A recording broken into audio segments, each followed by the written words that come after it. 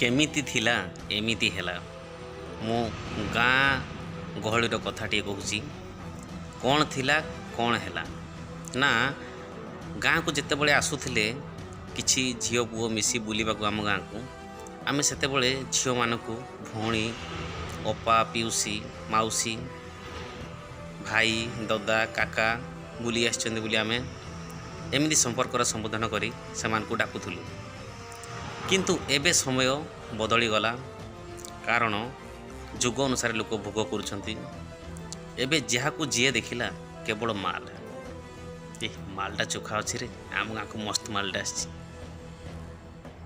मु मिछ कहूनी तुम गाँ गहली रुह किसी पिला सांग हुओ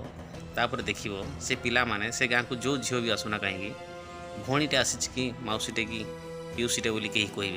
कहे मालटे आसी मस्त मालटा आई रे चलो देखा ता घर को आसी चल लाइन मारी चलो टे घर आगपटे टे बुलिक आस एमती भावना सब समस्त हृदय में भावना सृष्टि हो तो मु कहवाई चाहूँगी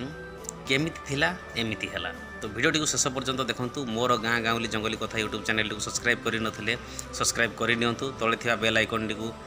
ऑल रे दबाई दियंतु जहाँ फल मोर नुआ नुआ भिडियो गुड़िक आपण मानक पाखक सर्वप्रथम पहुँची पार और आपण मैंने देखि उपभोग करेंगे। सो भिडियोटी स्टार्ट करुँची। कथाटी होउची बुद्धि थिबा लोक निर्बुद्ध होइबे अज्ञानी होइबो ज्ञानी पुरुष पिंधिबे पूरा कपड़ा को स्त्री देखाइबे जोनी नारी को सम्मान देबा बोली कही शोषण करिबे नारी को अविवाहिता झील पेटरे छुआ धरिबो दंड न रहिबो काहाकू ना रहिबो ए माँ बापा शब्द रहिबोनी भाव प्रेम